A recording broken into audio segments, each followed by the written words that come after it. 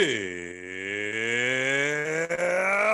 buddy, it's an NFC Championship preview. Let's rock, people. It absolutely is. Everybody out there, thanks for listening right now because we got a banger. JJ Leahy is joining us from, the Daily Cheese and No Huddle Radio, coming back for another appearance, giving us the knowledge we simply cannot provide you. JJ, how we doing? Hey, what up, guys? Hey, thanks for having me back again. It's fun. Oh, man, it's nothing like having somebody like you on here who really takes us to the next level. So it's always great. Eric, you're up in the North Woods, chilly Wisconsin week, man. How we doing? We're doing just fine. Just putting the finishing touches on a little softball batting cage in my garage. All right. All right. Kind of excited about that. It gives me, it's a great little release. Go out and take 50 cuts and get a lot of a frustration out. Yeah. Hopefully it won't be doing any on Sunday. No. Well, hey, save your hamstrings and kill your rotator cuff. That's the thing that you should be doing at your age. That's a good idea.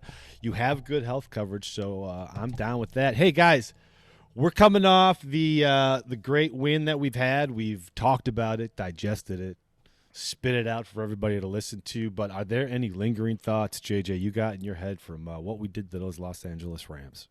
Oh, we are going to the Super Bowl. What I'm pumped, man. I'm pumped. Yeah, I was feeling great, man. Eric, so what do you have on your head right now since that game? Because we've had a couple shows, but we've just talked really light level Packer stuff, and I know you got something else lingering. Let's talk. You seem like you're specifically referring to something. No, it's not specifically. I'm talking about how you're feeling about what's happening to our Green Bay Packers team, and we are 2 days away. And what are you thinking about as we're heading into this week? Well, I think that we're a better team on virtually every personnel grouping, with the exception of inside linebacker. I think that we're playing at home. The snow's supposed to stop 10, 11 o'clock, but there may be lingering flurries. It's perfect weather. It's cold, but not too cold for us. I mean, the setup is there. There's fans at Lambeau. You got Aaron Rodgers, who's got a chance to go against, I forget that tall idiot from Michigan. What was his name again? A Bunch or Brady or something like that. Listen, JJ's got family in Michigan, man. You're upsetting them right now. I live in Michigan. Well, I just think that the table is so well set for Aaron Rodgers to really start establishing his legacy at the top, and this is the first step. And I don't see any reason why we don't beat these dudes. I think we're a better team. Yeah. JJ, is there anything that you think that you got any doubts in your head right now? Are you just riding the wave from the weekend? Honestly, my feelings about this game have changed a little bit over the last week. Talk to me. Well, it means more to me right now. Mm-hmm. Going into the NFC Championship game last year, there was no doubt in my mind we were going to lose. There was nothing in any of the numbers or on tape that I had seen that suggested to me that we were going to play them differently, that we had any advantage. I was not expecting the butt whipping we got, but I was still expecting it to be bad. Mm-hmm. But I was happy that we made it as far as we did. I was really proud of the team. This year, about a week and a half ago, I was talking to some friends and I said, this has just been such a special year. Win or lose, I'm still going to be really happy no matter what. But some things have changed with Packer land in the last week. We had brought in Tremont Williams again. We got Jared Valdir. We already had David Bakhtiari on the sidelines watching, and he started tweeting about how it's still really starting to hit him now, and he's starting to really struggle with the fact that he's not going to play. And I was feeling, it just felt like everything was aligning, and then Ted Thompson passes away. And just seeing all the emotion from all these guys, everybody within the organization, all these players that he drafted, it means too much to me right now.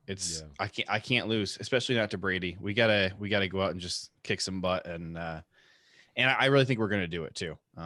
Last week's win was so decisive. It put to rest any last lingering doubts that I had. I just, credit to the Bucks. They're a good team. They're probably going to play us really well. It's going to be stressful for a lot of the game, I'm sure. But I just think you look at last year, the Niners were just a superior team to the Packers. I think this year we are just a superior team to the Buccaneers. If we do our jobs well, if we come in with a good plan, I just don't think that the Bucks can slow us down. Mm-hmm. Well, I'm glad you brought up Ted, because we kind of started out our happy hour yesterday, Eric, with ARD and Jamie Cheesebutt, and we had kind of a downer discussion because the loss of Ted Thompson, very decisive on Twitter early in the morning, until people started coming out and giving their firsthand accounts and what he meant. But it's for a man who had done and had his fingers on so much of what the Packers are. Well, let me finish my sentence, Boomer. From 1992, you could see it. He was still that small town guy. When he went to Seattle, he wasn't a big city kind of player. It didn't seem right. He felt like a natural fit coming back to Green Bay and making the hire, and soft spoken, and the way that he handled the media was fantastic. I thought everybody talks about the misses. It's so easy to talk about the misses on Ted Thompson's side, but what he brought from a consistency level is something that, none of you knuckleheads better overlook, I expect significant motivation, with the exception of Elton Jenkins and a few of the young guys that we have on our team. They're Ted Thompson guys. Mm-hmm. And I expect, even though there isn't a connection between LaFleur and Thompson, I expect Matt LaFleur to have this team whipped into a frenzy. Not just because of the unfortunate passing of Ted Thompson, but for what's at stake. Yeah, I think LaFleur's going to have these guys flying high, and I think this is going to be. I think, like JJ said, it's going to be nerve-wracking for a while. Mm-hmm. But I'm not going to be surprised if we win by double digits. Mm-hmm. We got to give Thompson just an insane amount of credit for the current team that we have. Gutekunst has been building for the future, and I love that. And a big part of why he's been able to do that is because of all the key pieces that Thompson left in place. Yes. You look at here's massive names on the Packers starting roster right now that are all Thompson draftees. Aaron Rodgers, of course, is crowning achievement. Devontae Adams, Aaron Jones, Kenny Clark, Jamal Williams, Bakhtiari, who will be watching from IR, Corey Linsley, Mason Crosby, Kevin King, Dean Lowry. These are massive guys. And you look at, he was good all the way to the end. There's a lot of criticism about him, but you look at what he did in his last month as GM. He signed Robert Tonyan, extended Devontae Adams, extended Corey Linsley, to both of those guys to just phenomenal team friendly contracts. You look at the production we've gotten out of Devontae for what we paid him. Yeah, it's thievery. Yeah, it is. Yeah, especially what the other contracts are getting right now. Mm-hmm. And the guy was very soft spoken, but a very bold man as well. I read a nice little piece on draft day, the day that Aaron Rodgers was drafted. He pulled Gutekunst aside and said, if Rodgers falls to 24, I'm going to take him. And there's going to be an unholy shitstorm that follows. And he knew that before, while Rodgers was still, I think they were only like pick 8 or 9. And he knew that there was a likelihood that Rodgers was going to be available. And he knew what it was going to cause. But he could see the value. And that is one thing that he was just magnificent at, is evaluating talent. Great dude. Yeah. Yeah.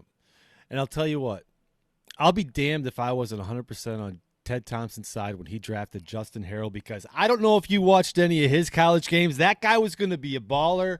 All you haters out there, eat it, man, because Justin Harrell, minus that back, geez, he was, I don't know. I just loved the calm.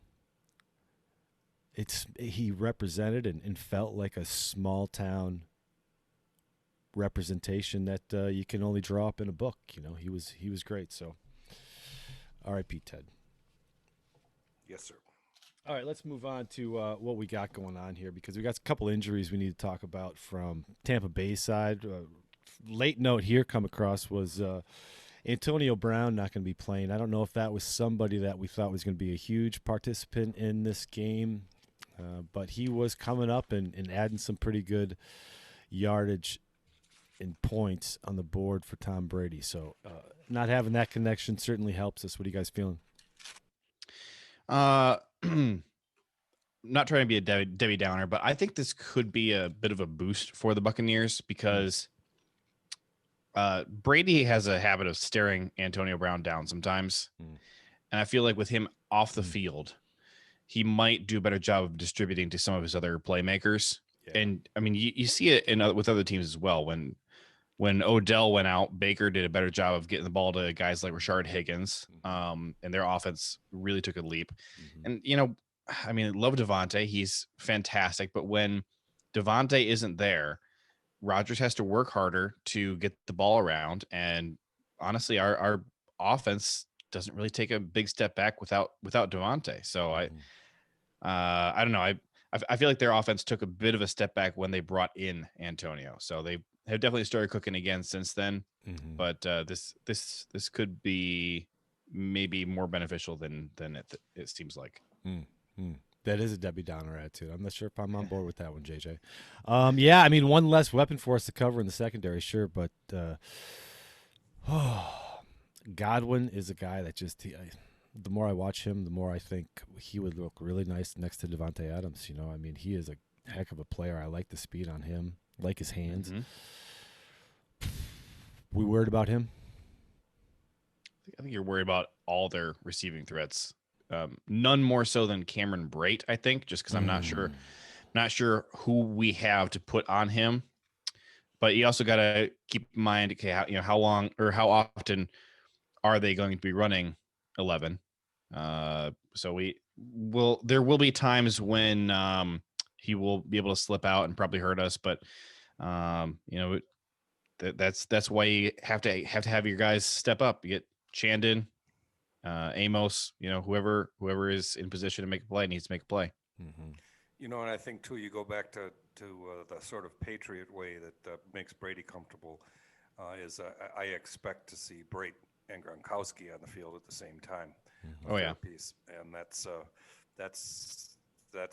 both functional blockers and both receivers, and that's a wrinkle we're going to have an answer for. Brate's been playing that Aaron Hernandez role opposite Gronk, so has been quite a while since we've seen Brady have another weapon like that to utilize in the passing game at tight end. So, but man, Gronk is a heck of a blocker. I think that's Gronk as a receiver, whatever. But as a blocker, man, watching the film, some of the defensive linemen that he just moves, it's terrifying. It's like watching George Kittle, except Gronk has been doing it longer and he has more muscle memory. Yeah. Gronk is somebody that you get worried about when you have Montravius Adams dropping back into coverage to cover him. 15 yards down the field like the first game. That's not something we're going to see. I'd anticipate this game, but you're exactly right with Cameron Brate because all the film on him, he's the one who is sneaking around and getting the kind of what Tanyan does, minus the touchdowns, but huge plays in those big gaps down the seams in the middle. He's someone to think about. From a running back perspective, Eric, this team has two studs on paper.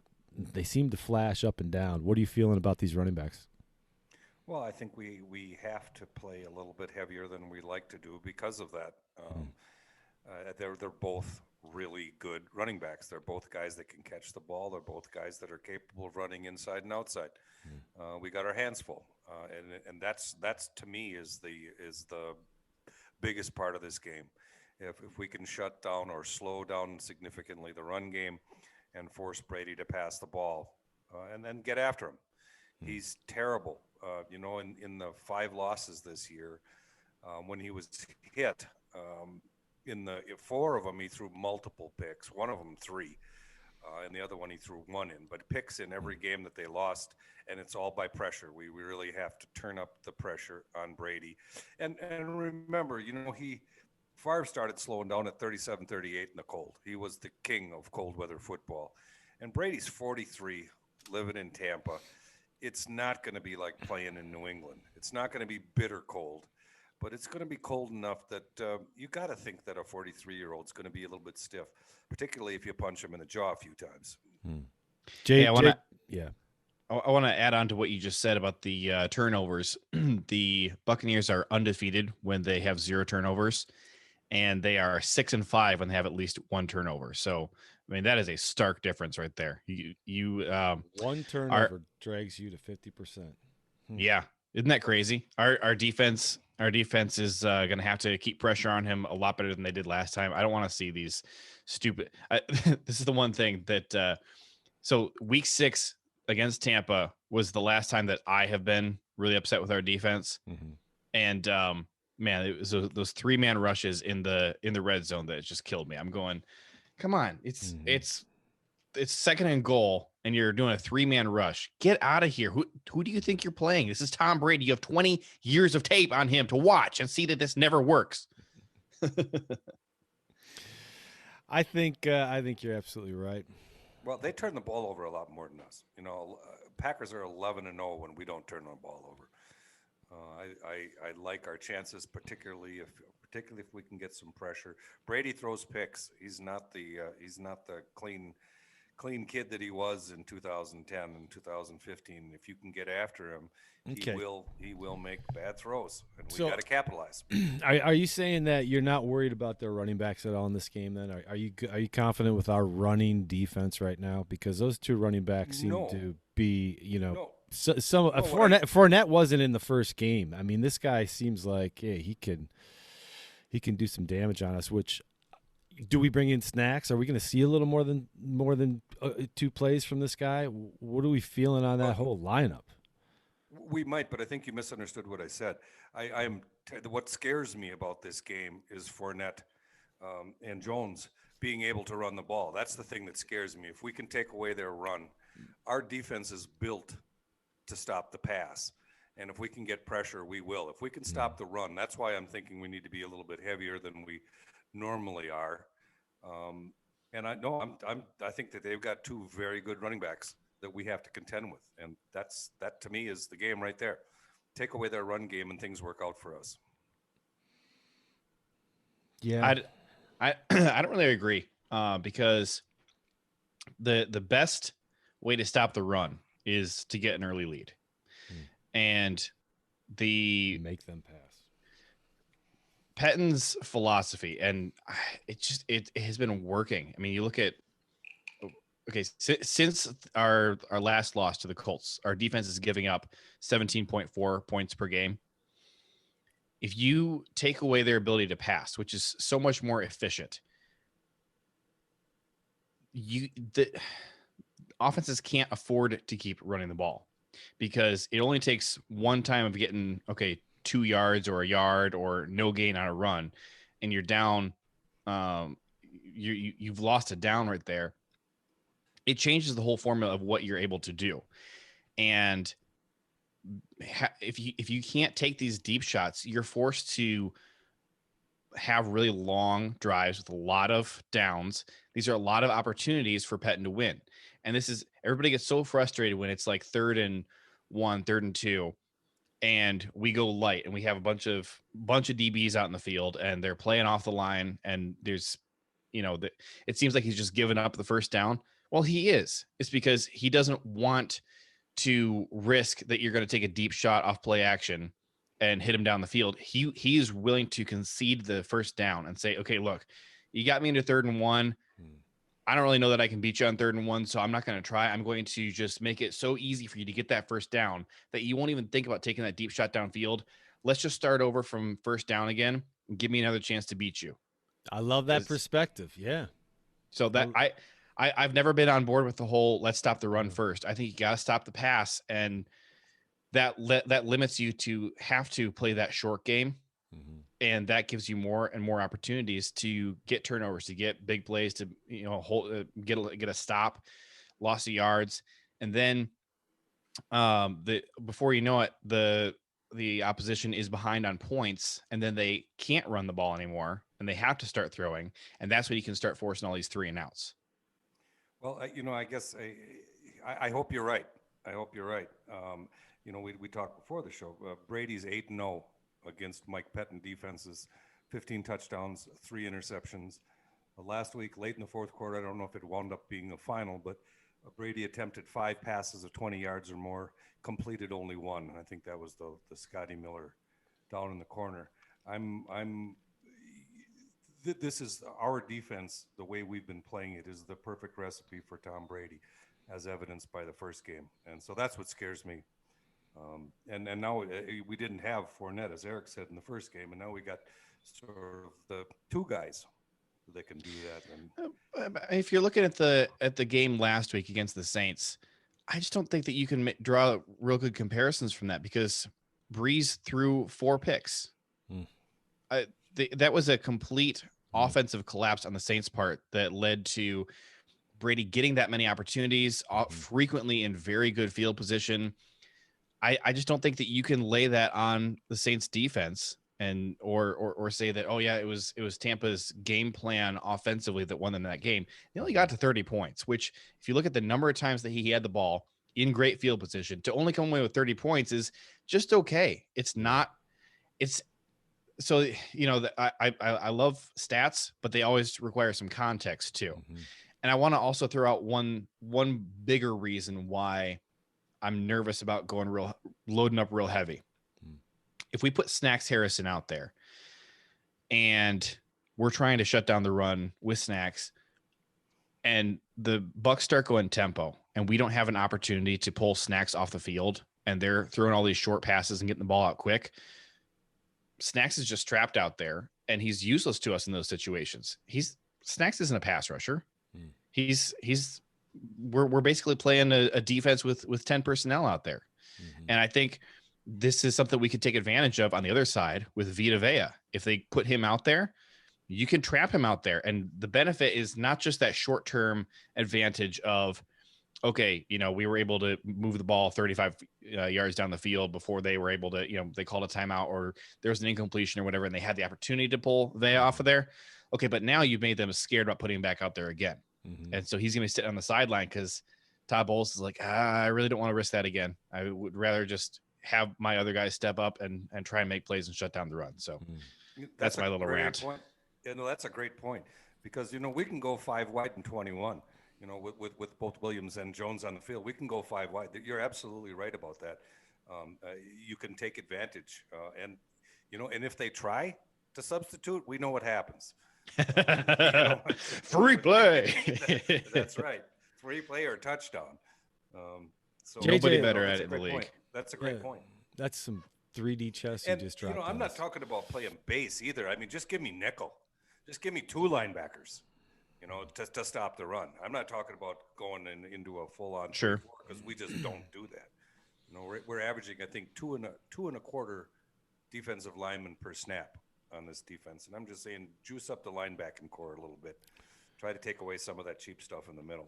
And I think you run into a little bit of a personnel issue there. I'm not saying Pettin doesn't want to do it, but I'm also looking at the guys he has available, and I'm saying I'm not really sure who he can rely on to do that. I mean, Will Redmond, maybe you look at the fact that we brought Turamon in and he started playing a little bit more safety toward the end of his last stint with us.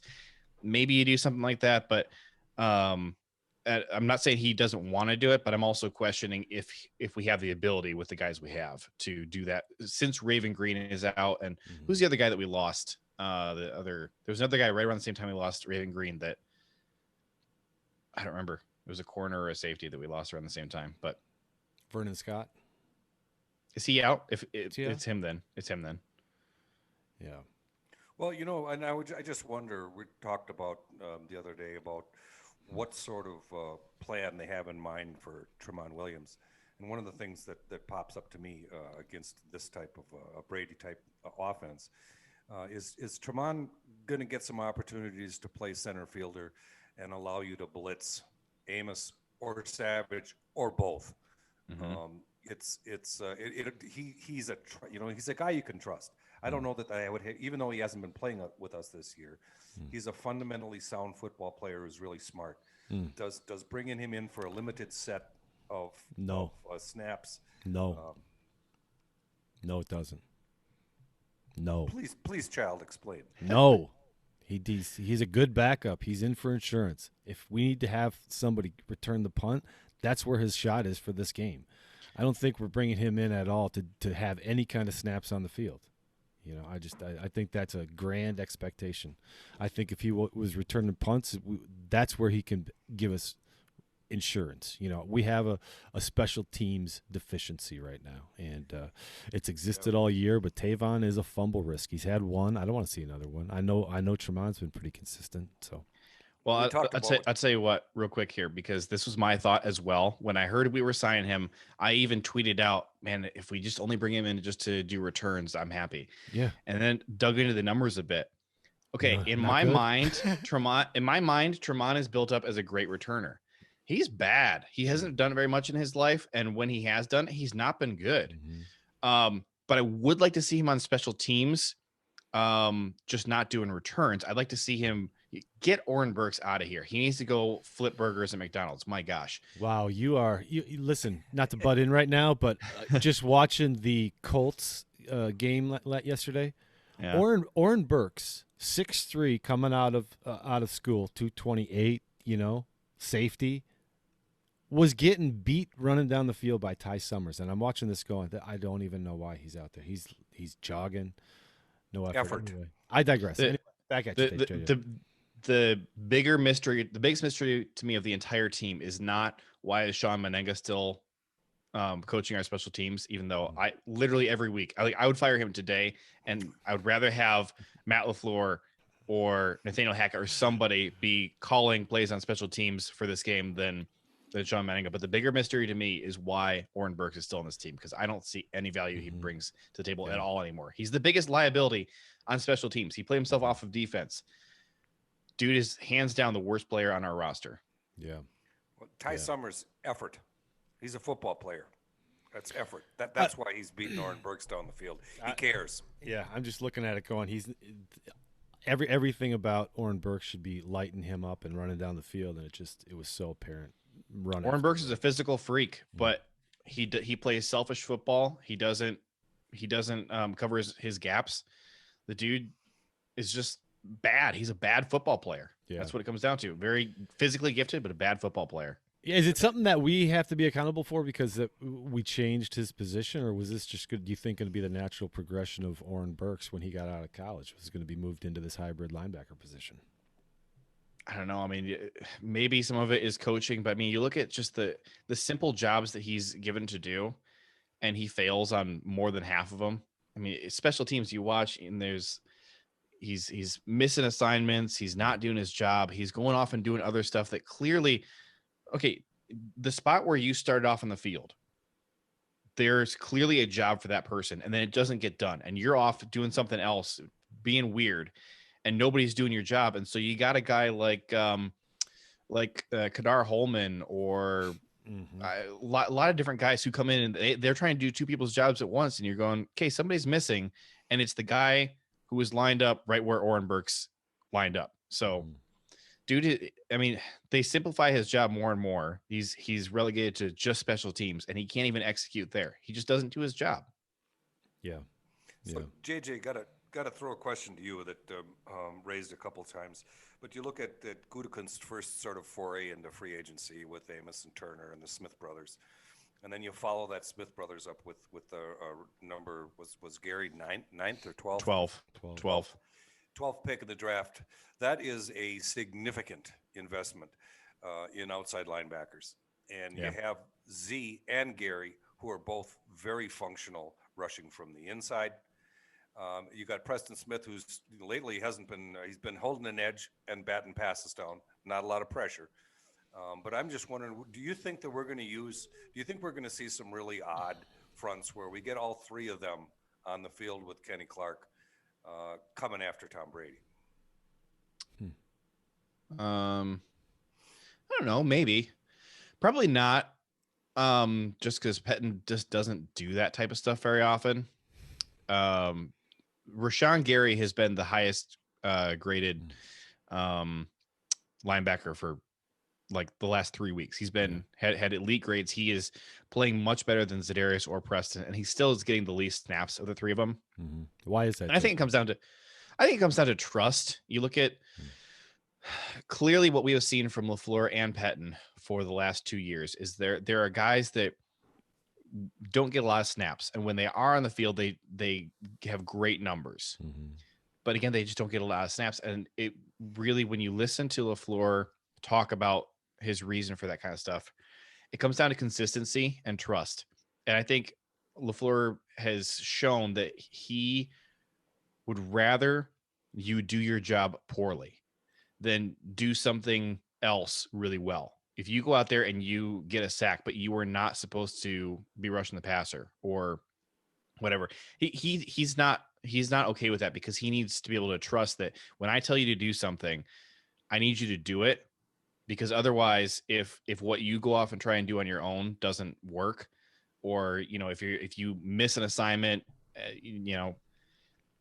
we're going to get hurt eventually by that. And I would rather have a guy like Kirksey out there over a guy like Kamal, because even though Kamal is the better athlete, he has better numbers when he's out there, and Kirksey isn't great. Kirksey does what I tell him to do. And so I think that it has been one of the issues with why we don't see AJ Dillon out there as much as Aaron Jones. I think it's one of the reasons we don't see Rashawn Gary as much as Preston, is because, Preston's not as good, but he does a better job of just doing his assignment. Mm-hmm. Whereas there are just some mental parts with Rashawn where he's just not, he doesn't have the experience that Preston does yet. And so he's missing some stuff. That's my theory. If he was on a different team, he'd be getting a whole lot more snaps right now. We just have that luxury with Preston and Za'Darius right now for him to be behind, and we can use, most of his talent right now on these limited snaps. I'm all for it, I guess. I just, everybody's hungry to see it every play, and how can I want Brady to be surprised, and I think it's a 91 point something other. Gary has PFS top guy the last 3 weeks in the NFL. Mm-hmm. Yeah. And doing it, like JJ said, with considerably less snaps. Let's surprise him. Let's do something aggressive. I don't like backpedaling. I like punching.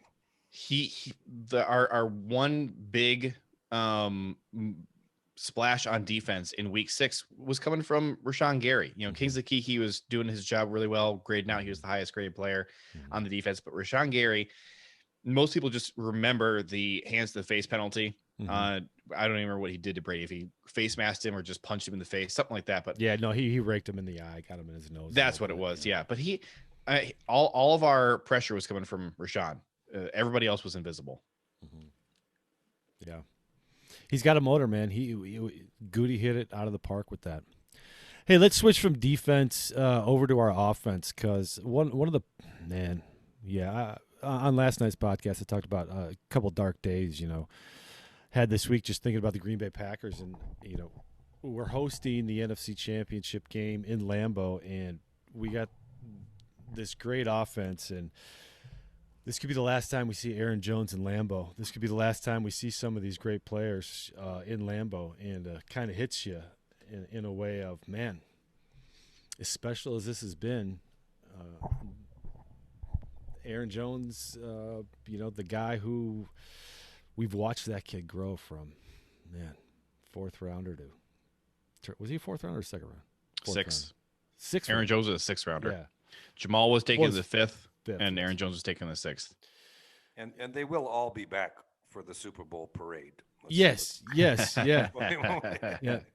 I just think about that, and yesterday with Ted Thompson, just kind of what is going to be the inspiration. I mean, you look at Aaron Rodgers, the whole there's storylines, right? He's the first pick of Ted Thompson. I just can't imagine this team and how much fun they've had and how much growth they've had over the last 2 years. The closeness that exists in the locker room, and I mean, Matt LaFleur is, I'm telling you, I just think he's the coolest coach out there. That whole call to Wheezy to get that song made 3 days before. I mean, the stories, I love it. Again, could be the last time these guys are together in Lambeau, and it just seemed like, man, Tom Brady and the Tampa Bay Buccaneers are going to be facing what we could be seeing as one of the most inspired Packer teams, that you could almost line up in that Favre lost his dad kind of way where shit just happened and it was everybody was in the zone of focus that happens when, traumatic things happen and you have other things to focus on and things take over. You said 1 minute ago, breaking news: the Buccaneers have activated Vita Vea for the championship game. He will be playing. Aaron Jones is going to run right over him. It's right and real to talk about how to stop the Tampa Bay offense. A lot of emphasis on defense, but it's also right and real to take a look at what we bring to the table. Mm-hmm. The Rams, as the whatever you want to call them, found number one defense in the league. What was it, 488, and we left 3 touchdowns, a minimum of 3, and another 100 yards plus on the field. We're a better offense than them. They're not stopping us. I'm sorry. They're just not going to be able to. They may be able to limit us to the low 30s, but that's the best they're going to do unless we get some freak change in weather. Yeah. This team is going to score points, and if we can score more than them, obviously we go to the Super Bowl, and that's where we're headed. By the way, just so you know. Let's make it crystal clear, everybody. We're going to Tampa.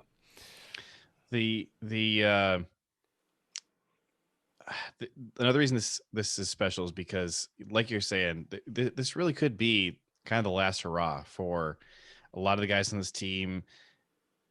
Aaron Rodgers himself earlier this week said, "Yeah, I don't know if I'm going to get another shot like this. Getting." Especially home field advantage in the championship game. There's definitely going to be some key pieces of this team who aren't here next year, like you're saying. Yeah. Savor it. Enjoy it, everybody. It's one hell of a season. Hey guys, we got to wrap up here shortly, but what are your final thoughts? What are we feeling going into this game? Anything you guys didn't want to or didn't get to touch on that you want to? The weather is not trending in the best direction for us. Looks like it is going to be about 28 degrees at kickoff, and looks like we could have some wind. So I know that's been the big scare this year ever since that Vikings game, is that when we do have wind, our offense has struggled a bit. So have to see what happens there. Hopefully the wind quiets down and we get a nice chill in there instead. Yeah. And I will say, though, if there is wind, I don't think these Tampa Bay boys are prepared for how cold 28 degrees plus wind is. No. Well, and there's a difference in the trajectory of the balls that Tom Brady throws nowadays. He's timing floaters. Rodgers can rifle it a whole lot better than Brady can, I believe, at this point. He'll need to. Need to. Yep. Yeah. Well, it's going to be a heck of a game. I tell you, everybody, get your popcorn ready. It is going to be one for the ages. It's going to be one that is going to wrap up. We've talked about it all season long. This is history we're experiencing right now. Enjoy it, everybody. JJ, let everybody know where they can get a hold of you and listen to your podcast, because everybody, if you're not following him on Twitter and you are not listening to his podcast, that's your own fault, man. You are officially on notice. Get some. Let's go, JJ. Where you at? Well, hey, guys, thanks for having me on here again. This has been a freaking blast, as always. And to everybody listening, check me out on Twitter at JJ Lahey, Lahey, to stay up to date on all things Packers and breaking news. And then I got 2 podcasts. That'd be the Daily Cheese over on Packernet and No Huddle Radio on PackersTalk.com. So check those out as well. Yes. Make sure you follow JJ on all the socials. And Eric, with that, buddy, championship game ahead of us. Take us out. One last thing to kick in on a sort of a somber note as well, and if there's anybody else out there on the internets that's at my age or older, we lost another really big part of Packer history this week, and that's the passing of Bud Lee, who died at 92. I remember I read Bud from the time I was a little kid. All the way into adulthood, and it was sad to see him retire, although he did do guest column work for 15 years after he retired. But Bud Lee was the Packer historian. Yeah, he was. The best writer about the Green Bay Packers that I've ever shared. So rest in peace, Bud. Yeah. And with that, it's time to get after it, folks, and go Pack, go Pack, go. Go Pack, go. Go.